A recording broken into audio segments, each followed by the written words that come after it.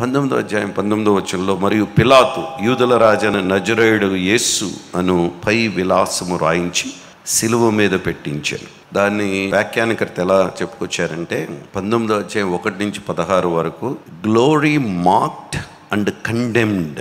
అది అలా అన్నప్పుడు నాకు చాలా ఇది అనిపించింది అన్నమాట.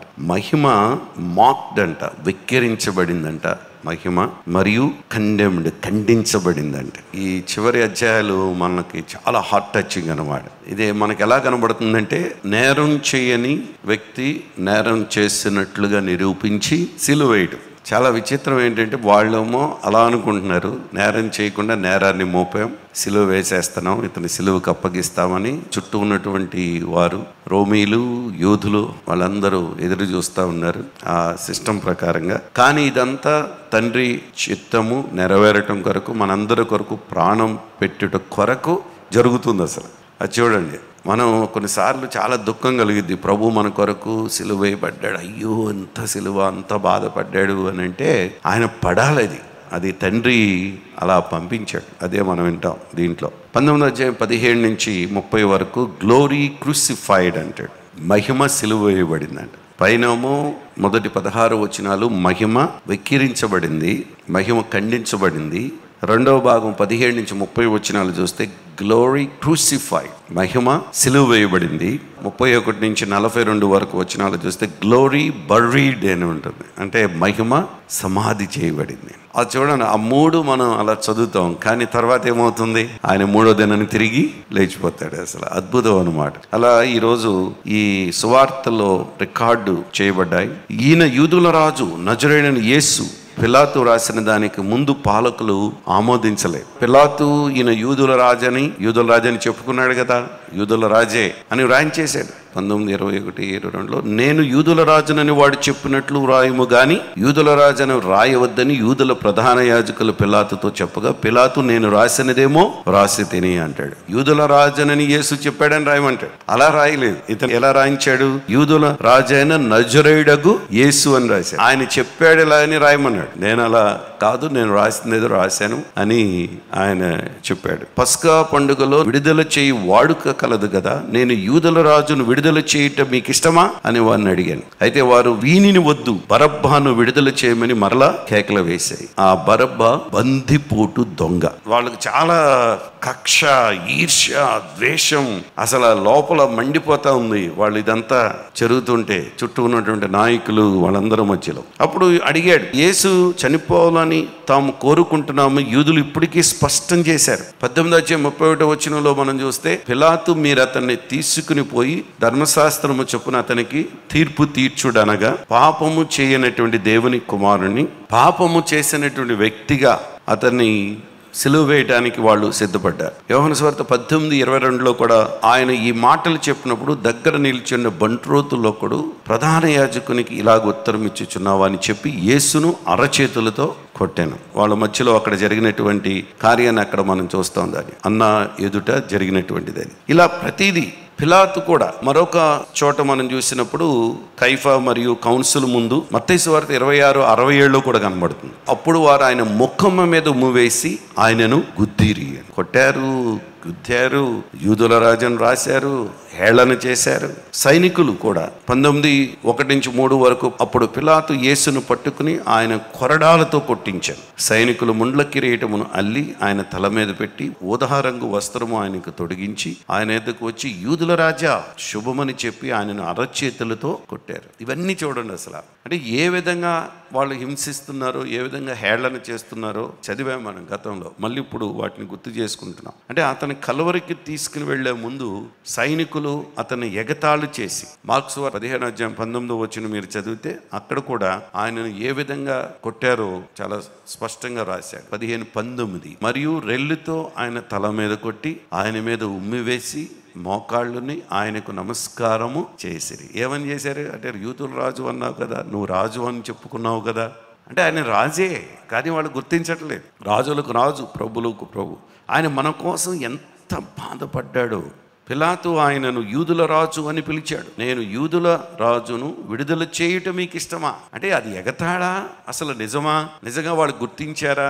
సేమ్ ఆ రోజున ఎటువంటి ఎగతాళితో ఎటువంటి కక్షతో వాళ్ళు చేశారో ఈరోజు మన చుట్టూ కూడా అదే జరుగుతుంది. మన ప్రభుని అంగీకరించి మనం ఉంటున్నప్పుడు, మనం సేవిస్తున్న ఈ ప్రభు మనకి ఎంత గొప్పవాడో, మన కోసం ఎంత త్యాగం చేశాడో మనకు తెలుసు. తెలియని వారు ఇలాగే హేళన చేస్తారు, ఇలాగే అంటారు. ఇంకో విషయం, మనం 19:8-16 వరకు కూడా పిలాతు ఆ మాట విని మరి ఎక్కువగా భయపడి తిరిగి అధికార మందులో ప్రవేశించి నీవెక్కడి నుంచి వచ్చితవని యేసుని అడిగాను. ఆ పై వచనాల్లో పిలాతు మరలా వెలుపులకు వచ్చి ఇదిగో ఈయనందు ఏ దోషమో నాకు కనపడలేదు, మీకు తెలియనట్లు ఈయనను మీ వద్దకు వెలుపులకు తీసుకుని వచ్చుచున్నానని వారితో అన్నాడు. ఆ ముండ్ల కిరీటము ఊదారంగ వస్త్రం ధరించిన వాడు యేసు వెలుపులకి రాగా పిలాతు ఇదిగో ఈ మనుష్యుడు అని వారితో చెప్పాడు. అంటే మానవుడిగా తాను ఉన్నప్పటికీ కూడా ఆయనలో మానవత్వం దైవత్వం రెండు ఉన్నాయి. ఇప్పుడు ఆయన పడుతుంది దేవుడుగా కాదు, మానవుడుగానే బాధనంతా అనుభవిస్తున్నాడు. ఆయన దేవుడు కాబట్టి, ఆయన ఆత్మలో ఉన్నాడు కాబట్టి ఆయన అన్ని తట్టుకుంటున్నాడండి. మనం తట్టుకోలేము ఇప్పుడు ఆ బాధ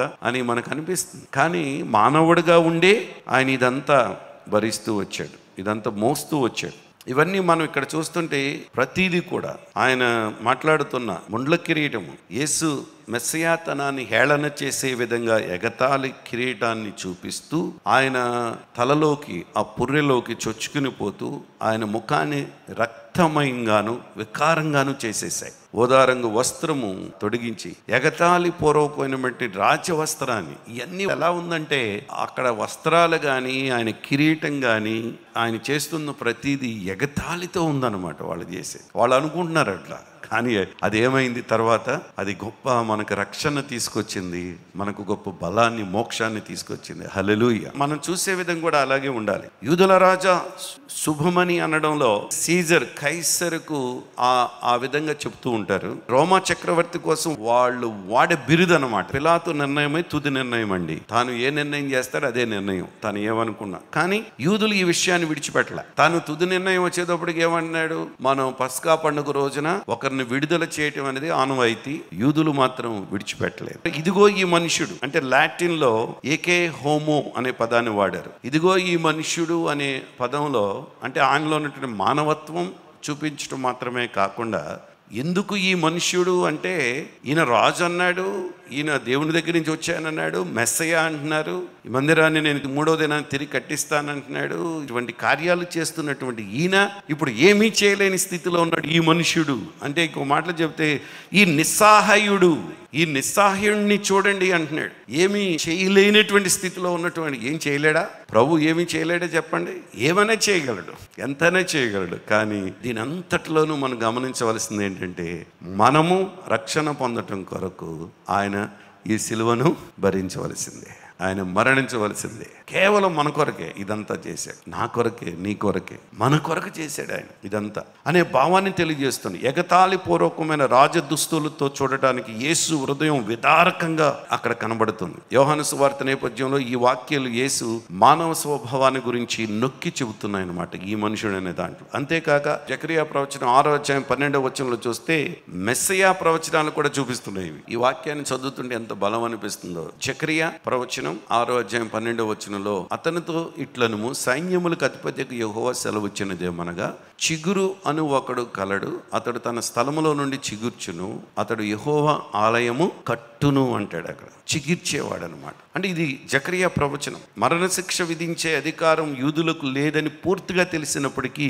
పిలాతు వ్యంగ్యంగా మాట్లాడాడు. 18:31 వచనంలో పిలాతు, మీరు అతన్ని తీసుకుని పోయి మీ ధర్మశాస్త్రం చొప్పున అతనికి తీర్పు తీర్చుడనగా, యూదులు ఎవరికి మరణశిక్ష విధించుటకు మాకు అధికారం లేదని అతనితో చెప్పారు. అందుకు యేసు తాను ఎట్టి మరణం పొందబోవునో దాన్ని సూచించి చెప్పిన మాట నెరవేరెను అని. అధికారం వాళ్ళకి లేదు, అయినా సరే ఆయన మరణం పాలు కావాలి. అంటే యూదులు వ్యాఖ్యలు, యెహోవా నామమును దూషించిన వాడు మరణశిక్ష పొందాలి. లేవియాకాండం 24:16లో యెహోవా నామమును దూషించే వాళ్ళు చాలా మంది ఉన్నారు మన చుట్టూ ప్రజలు ఈనాడు. వాళ్ళు తెలిసి తెలియక ఏమైనా సరే దూషణ చేస్తున్నారు. లేవియాకాండం 24:16లో యెహోవా నామమును దూషించేవాడు మరణశిక్ష పొందవలెను, సర్వ సమాజము రాళ్లతో అట్టి వానిని చావగొట్టవలెను. పరదేశీయే గాని స్వదేశీయే గాని యెహోవా నామము దూషించిన ఎడల ఎడల వానికి మరణ శిక్ష విధించాలి. ఊరికనే నోటికొచ్చినట్టు మాట్లాడేస్తారు ఈనాడు. అయితే ఇప్పుడు జరగదు అది. సరే, ఆ పాత నిబంధన కాలంలో ఆ విధంగా మరణ శిక్ష విధించేవారు. ఆనాడు అటువంటి చట్టం ఉండేది. మరి ఇప్పుడు ఉందా అంటే ఇప్పుడు లేదు. ప్రభు వచ్చిన తర్వాత ఏం చేశాడంటే, దూషించినా, కొట్టినా, నిందించినా, హేళన చేసినా వాళ్ళని ఏమన్నాడు? వాళ్ళ కోసం ప్రార్థించాలి, వాళ్ళను ప్రేమించాలి, ఇక చివరిగా వాళ్ళను క్షమించాలి. మారిపోయింది.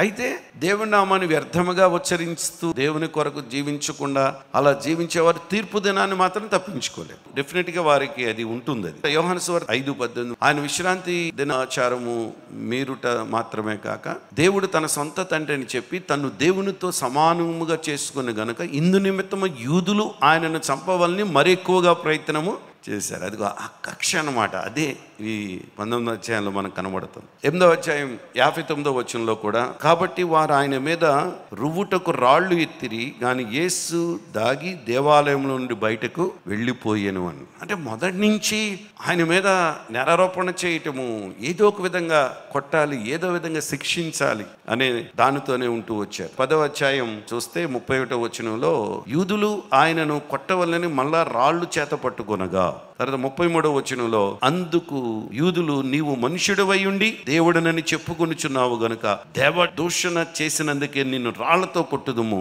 గాని మంచి క్రియ చేసినందుకు కాదని ఆయనతో చెప్పారు. అందుకు యేసు చెప్పినటువంటి మాట అక్కడ, మీరు దైవములని నేనంటినని మీ ధర్మశాస్త్రంలో రాయబడి ఉండలేదా? లేఖనము నిరర్ధకము కానేరదు కదా.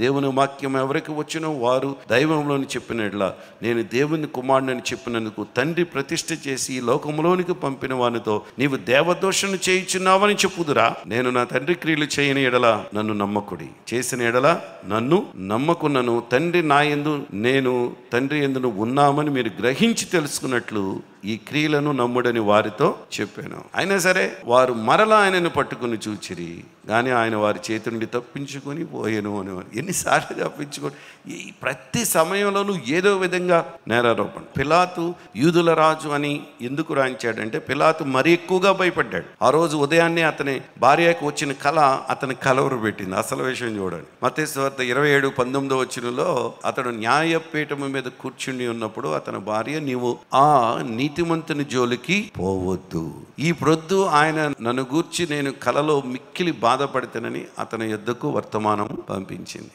మంచి భార్య.